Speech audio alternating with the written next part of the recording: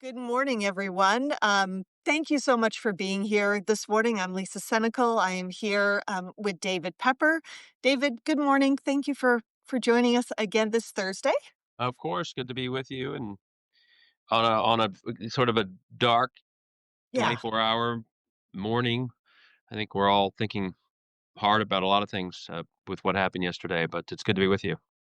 yeah.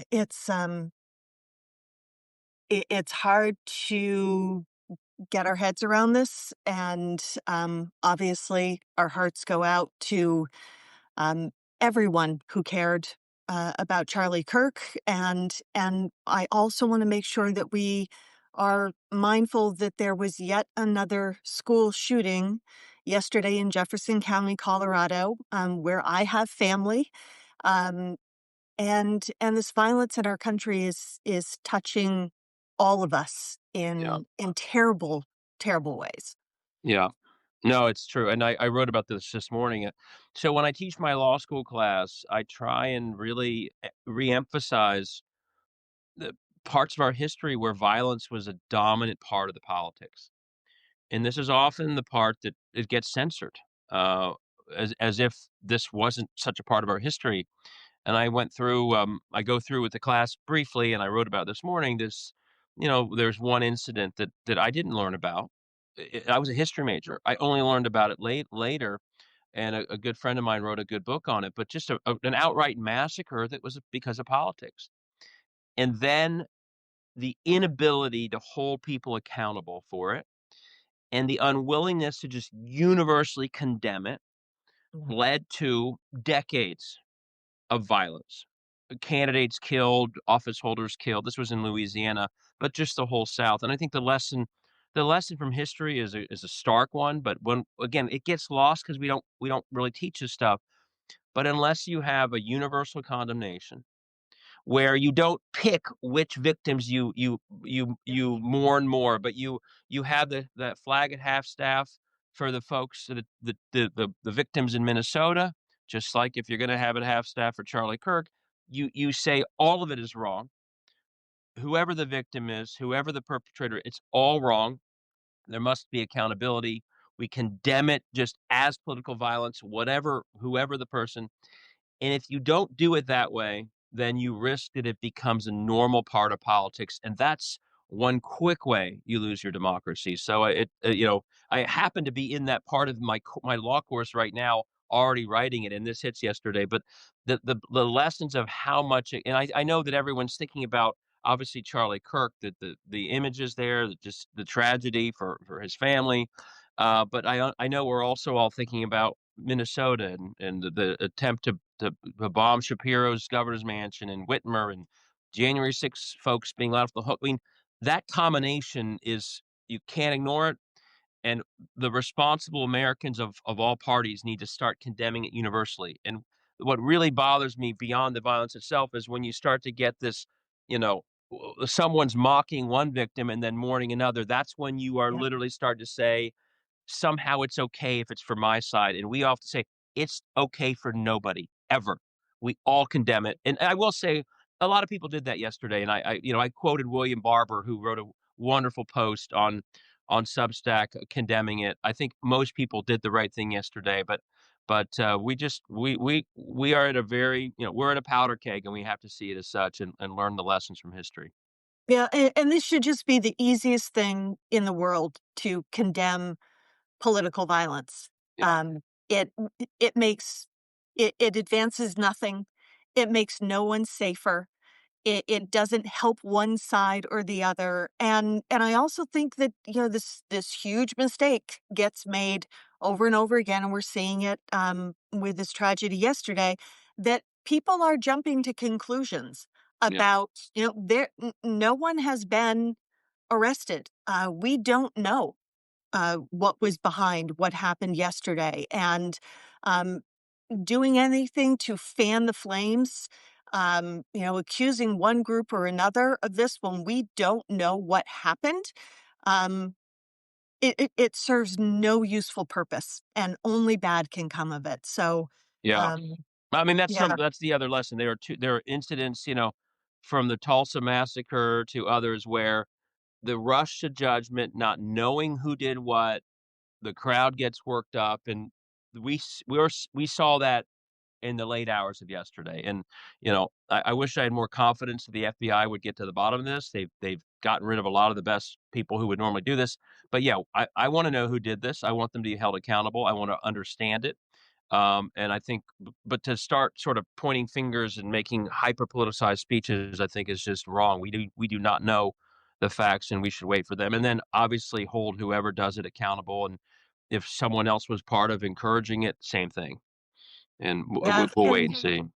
that your point about the FBI, I mean, that we had uh, the head of the FBI, Kash Patel out there yesterday, um, tweeting theories or Yeah, truthing, just it's speculating, and yeah, that is not something you see an FBI director to no, do, and it's so incredibly irresponsible to be yeah, in position like that in a circumstance like yesterday, and you are not taking this seriously. yeah, It just adds to the danger, and yeah, yet another reason why Kash Patel has absolutely no business yeah, having the position that he does. yeah, Um, agreed. all right, let's talk about some good stuff that's Yeah, happening because there are good things that are happening. yeah. So we last week when we were talking, we ran out of time to talk about Virginia. So let's talk about what's going on in Virginia. So, we've been on here enough, and those of you who know me enough know, and we'll talk about this in a number of states, but I am, uh, obsessed by the idea that we need to, whether it's Missouri, where they're gerrymandering, Texas, Ohio, we have to start running against all these people in these red districts. One of the reasons they behave so badly is because a whole lot of them literally will do something crazy or extreme, whatever, what Texas just did, ban abortion, no exceptions, like things that are deeply unpopular, deeply lawless. And in many states, they do not face an opponent the next election. So they will keep doing it and keep doing it. We also know that if we leave, 20, 30, 40% of districts uncontested, that those citizens of all parties in those places never hear a message from anyone but the sort of the far right wing of the Republican Party. And so even though Medicaid's being cut or the public schools are being destroyed or they have to drive 100 miles to deliver a baby, they're told that that's the problem caused by, critical race theory or the border somewhere. And they aren't told actually it's your state house or it's Congress. They cut those things. So we are always talking about the need to run everywhere. And so the good news is we are seeing some progress there generally the last cycle. I think you recently talked to Anderson Clayton, the chair of North Carolina. She recruited in all but 2 districts in North Carolina. It made a difference in North Carolina's very good year. But my hope and my belief is we're about to see this play out in a really good way in Virginia. We not only have, I think, a good chance of winning the governor's race, the other statewide races, but I think we have a chance of winning a trifecta there, the state house, the state senate. Virginia's had a really up and down last couple years, but the Democrats here have done a good job and other organizations, but they have recruited to run in every single district in Virginia, every single one. 49 Democrats are taking on 49 incumbent Republicans in that state house. And there are some groups that are working, and I'm going to share some stuff when I write this up about how you can help.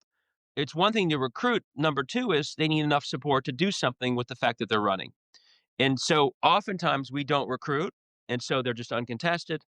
And then the second problem is we so underfund them that they might as well not be running. And what's been great about Virginia is both things are happening. One, there's a competitor in every race. By the way, the Republicans have left, I think, dozens of Democrats uncontested, while we're challenging every Republican. And number 2 is there's some grassroots online groups that are raising money to give to these people who are running in these tough races that otherwise will rarely get support from, the party or donors because those organizations have a lot of other sort of more close races to focus on. But someone has to step into the breach. And I'm going to share for folks a way that you can help these candidates by giving to sort of a joint fund that goes out to them. And my bottom line goal, and I'll stop talking, is if we want people to run everywhere, we have to show them that we value them doing so. and that includes supporting them when they'll never get their calls returned from, like, the big shots, supporting them with enough money so they can actually run a campaign and get that message out. Even if they lose, they're getting the message out. Some may win in this kind of environment, but they need enough support so that's worth running, and what's good about Virginia is this is all happening, and my hope is the day after the election in Virginia, we can show everybody this is why you do this. Because my hope is we don't just win the governor's race, we win both the state house and the state senate, and we hold people accountable in every single district. We live turnout in every single district, and we're on message in every single district. I hope that's what we're going to see next couple months, and I'm just very dedicated to helping make sure that happens. Yeah, your point about people never having the opportunity to hear from the other side or hear the people who are in office be challenged for the position. And we've seen the viral clips of different Republicans who voted against the infrastructure bill, who are now running on the projects that were funded by the infrastructure bill Right, that they voted against. And those kind of conversations aren't going to happen, um, you know, with members of US Congress. And those things happen on the state and local level as well all the time. I recently had a conversation with a woman in Alabama where they're really the Democratic state party is not there just isn't a strong right. party apparatus in the state, and she's taken it upon herself to create an organization where it is filling a lot of the roles that a state party normally would, and so there are going to be more Democratic candidates running in Alabama, and we have a tendency to sort of write off these southern states and talk about them as though the only people that live in these states are Republicans who support Republican candidates. But there are millions of Democrats and independents and people who are just disengaged from the political Right. process altogether who live in these states that are facing some of the most dire repercussions of the policies that are being enacted by the Republicans. And, we have to be mindful always that there are people who would support Democratic candidates, who are struggling and suffering in these Yeah, states and too often don't have options of viable candidates or any candidate that they would like to vote for in these elections. So they are doing amazing work in these states. You mentioned yeah, Anderson Clayton. I got to talk with her last night. She is remarkable. She did point out that she um, one of the things that people talked a lot about her for is that she is the youngest state party chair in the country. She was saying last night, she's disappointed that that's still the case because she would like to see more Gen Z folks yeah, coming out and stepping into those roles and getting leadership positions. I think that would be yeah, amazing. I think we need that new blood and new energy and new ideas, and certainly welcome those people to come forward. And the other person I got to talk with last night was Deja Vox, and she ran in Arizona. And one of the things she was talking about last night was the importance of measuring wins in many other ways than whether or not you had the electoral outcome that you would have liked. Because these are when people step forward in these uncontested races yeah. or step into a race where the issues that are important to you aren't being talked about, that's a win. They're all wins Yeah. when we're contesting in these races.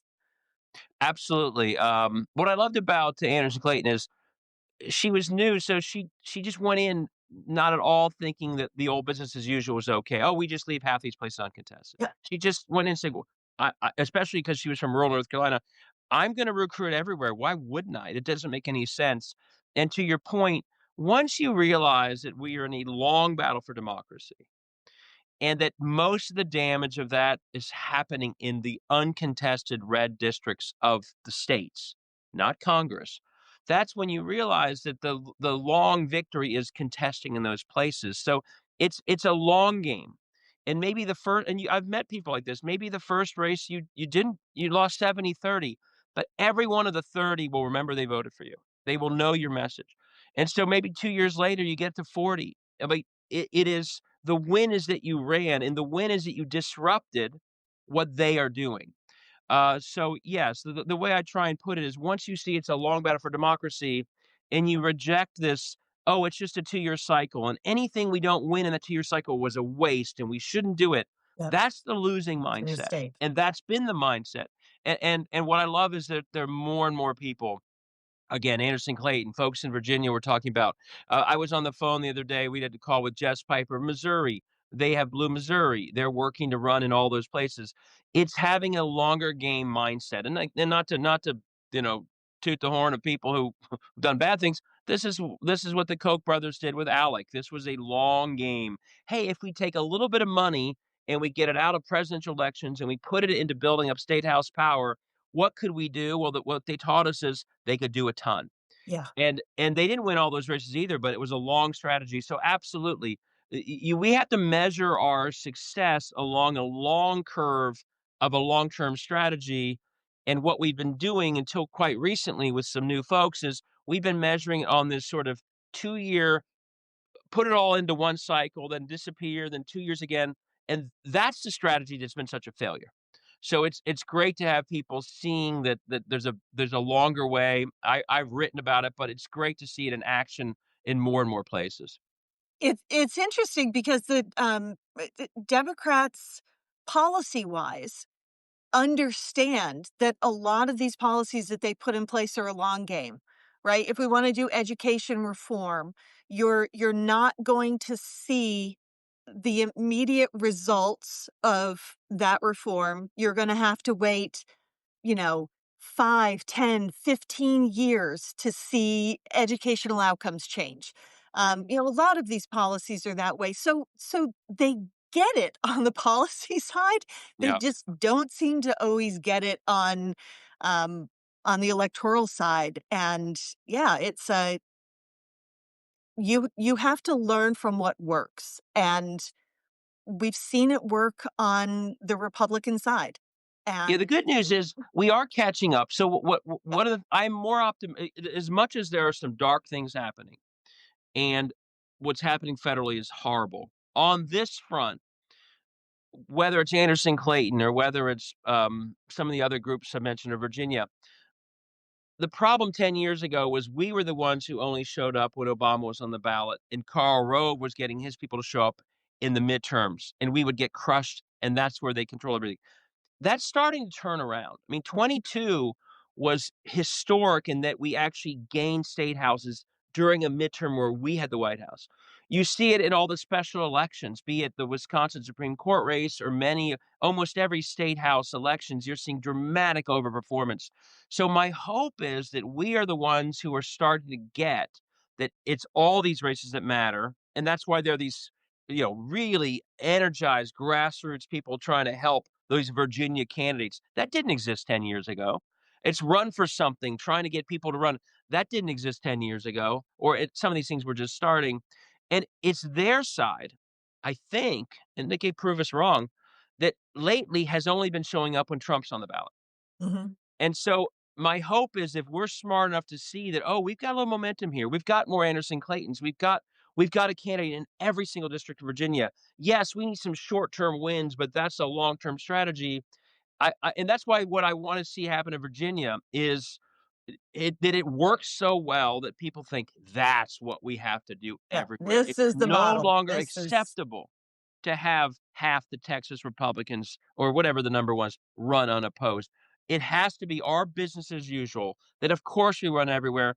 And the question in the future isn't, well, why did you run that tough district? It's why did you leave 10 districts uncontested? What were you thinking? We have to have that shift in our mindset. Or why aren't you helping those people in any way? They're on the ballot in a tough district. They are heroes for democracy. Help them out a little bit. And by the way, speaking of that, if you want to help the Virginia candidates I'm talking about, I'll put this on my thing. There's an Act Blue page called blue26.org. This is someone who does a lot of fundraising grassroots level.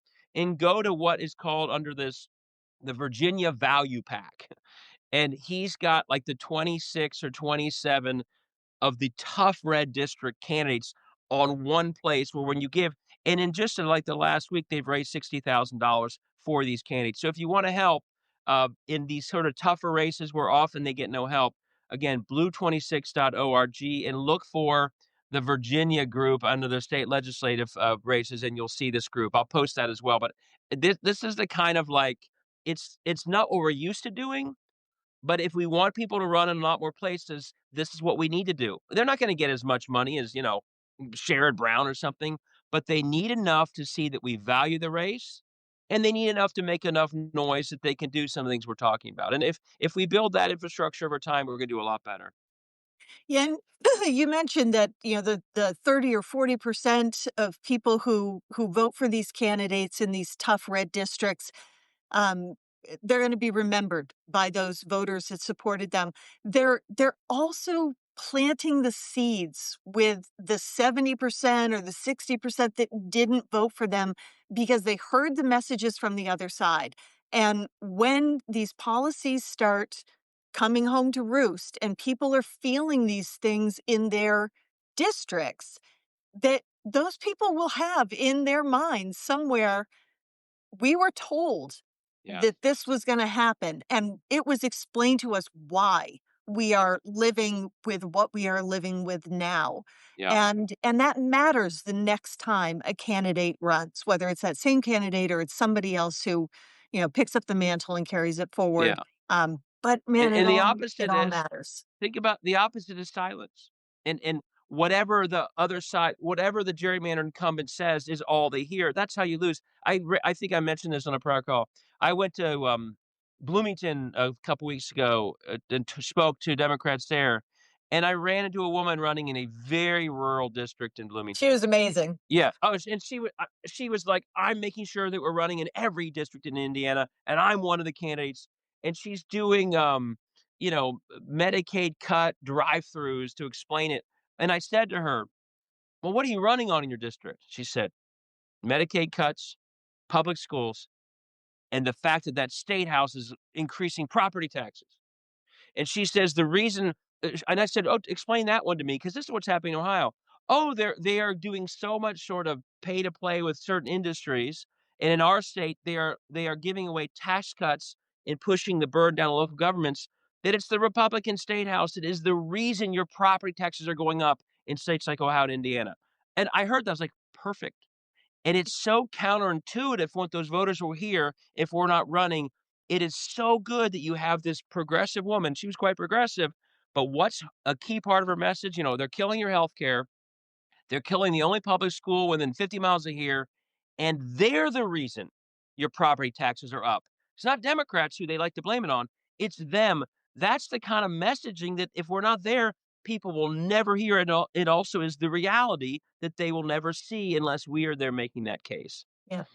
Well, we have to talk about, the continued attempt in red states to gerrymander, Yeah, because it's not stopping. right. And you did talk to Jess Piper in Missouri.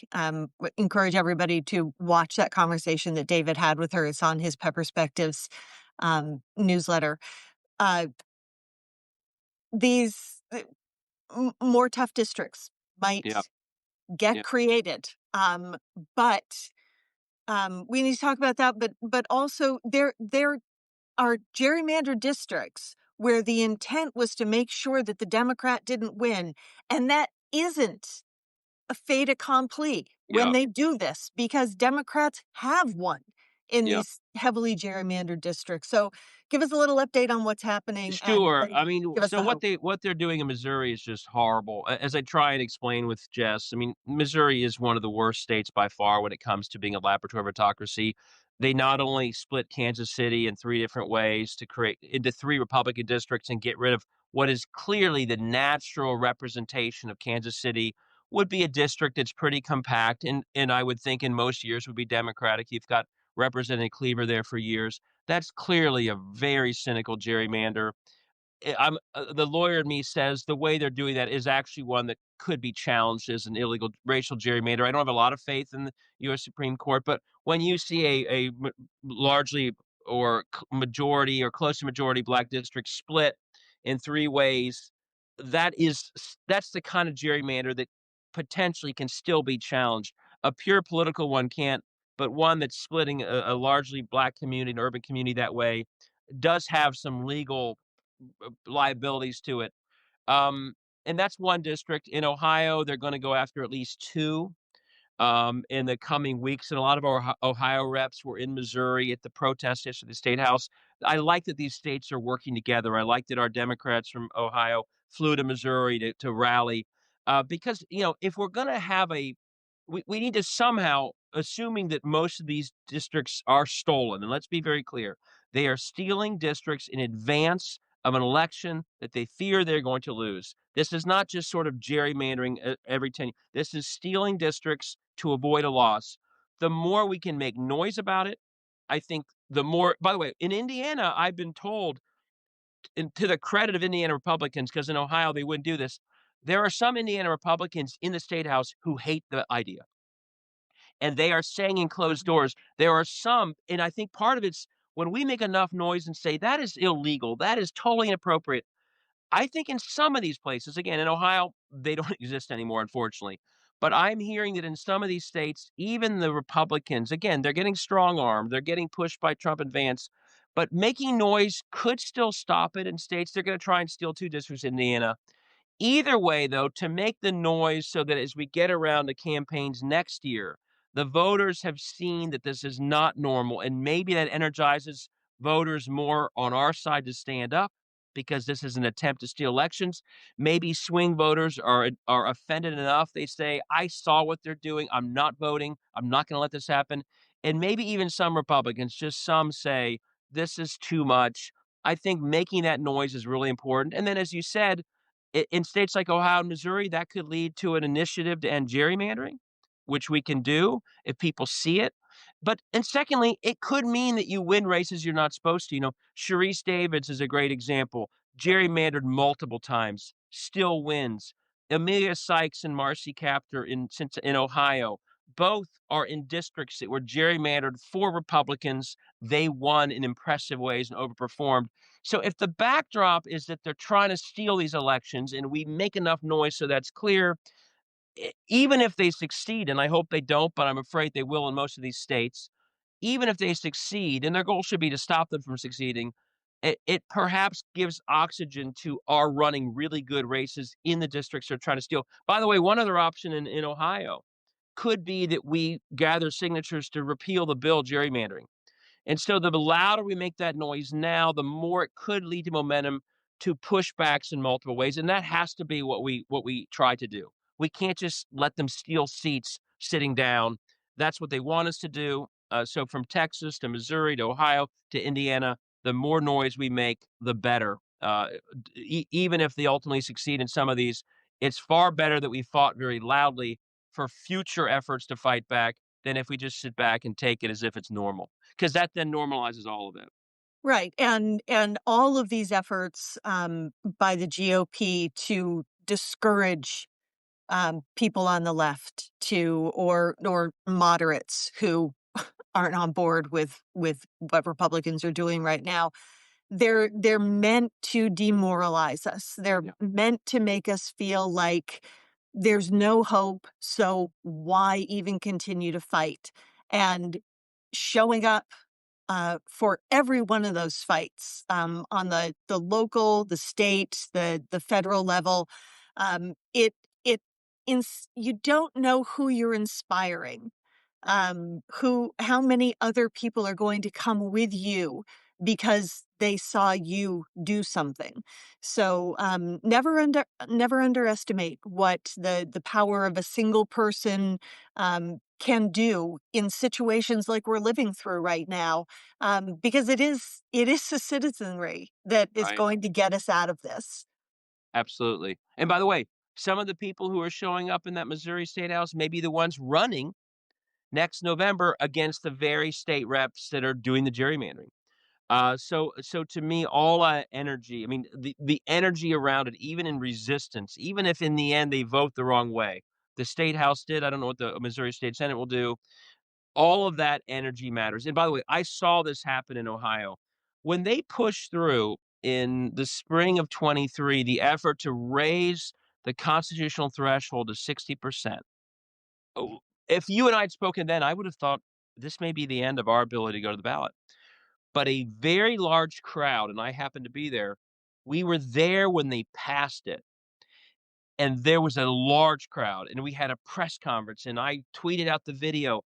It was the energy of that initial outrage that led to the entire campaign, that led to a 40% turnout when it was supposed to be 8%, and that absolutely crushed this effort. So that the energy and the sort of the surprise of Ohio voters like, "Hey, what are they so mad at the state house? Something different must be happening. I better pay attention." It was that initial energetic showing up of people from across the state, cameras and videos and tough words that got chanting, all of it, that got Ohioans to see that something different, bad was happening, and that built the momentum that ultimately led to both the defeat in August of this totally illegal effort to change, and the ultimate vote to support reproductive freedom in November. It never stopped at that initial very high energy push at the state house. So I saw it build myself in a way that I would have not known. I could have I probably would have thought, geez, this could really sneak through. It didn't because the people showed up. Yeah, because there's no sneaking when the people show up. So, Yeah, people saw it, um, and it kept building, and people showed up across party lines too, by the way, and that really mattered too. It was a broad offense taken, an attack on democracy, and I do think in some of these states that lean Republican, it does need to be as best as you can beyond just one party. And in Ohio, on certain issues, despite how partisan it is, we've managed to do that on a number of big ones, and that took some momentum and carried it to winning when it was on election day on the ballot. yeah, we shouldn't assume that all people who generally vote Republican are down with the idea of not having democracy anymore. Right. But there are people on the right who do understand that maybe that, the actions that are being taken might advantage the GOP right now, Yeah, but that doesn't mean long term that's the way it turns out. And correct. the better situation for all of us is that we have more people voting, we have free and fair elections, and that, all of us are doing everything that we can Yeah. to stand up and help save Yeah. democracy The and former country th to there vote. was no better surrogate in that campaign I just mentioned than the former Republican Attorney General of Ohio, a woman named Betty Montgomery, and the former Supreme Court Chief Justice, Maureen O'Connor, Republican. They were the stars of the pro-democracy campaign, and sometimes it's gonna take people who are no longer in office because maybe it's easier to do it. But they were debating on the pro-democracy side against sitting Republican officials and just destroying them. So if you can find those alliances, and I think that's still possible. Like I said, again, this is secondhand, but I'm hearing that there are some Indiana Republicans in that state house who hate what Donald Trump is trying to ask them to do when it comes to gerrymandering. And I hope there are ways that Democrats can build alliances to because you need to in a state like Indiana, that together maybe that kind of instinct and this is what we saw with Raffensperger and Arizona. I mean, my hope is that we are able to still find some of those alliances to stop some of the things happening right now. It won't always happen, but if you can find them like we did in Ohio on that issue, do whatever you can to build those bridges. Yep, and even if you fight and it doesn't turn out the way you wanted it to, it's still a win that you were out there Yeah. raising your voices and making sure that people understand what's happening. So, David, I love talking to you so much. I appreciate everybody being here. These are um, these are conversations that I always leave. David and I exchange messages after the Yeah. show, like, "Oh, like, That was we need uplifting. to have, yeah, this felt good." So I hope that's the way folks watching this feel because we all need to be lifting each other up right now and be reminding ourselves of how much power we have to create change. And we do not need to lie down and allow what is happening to continue happening. So, David, thank you, everybody. Subscribe to David's Perspectives newsletter on Substack. Um, and we will be back here next Thursday to talk again. Oh, and David will have the information on Virginia in when he puts this video out, and we'll make sure that we have that on Lincoln Square as well. If you can support the effort in Virginia, um, it can be an example for states Absolutely. around the country, and we want to do everything we can to make that happen. So Great. Thanks, thanks, Lisa. Thanks, everyone. everybody. Take care, Thanks, everyone. David. Bye bye. Bye-bye.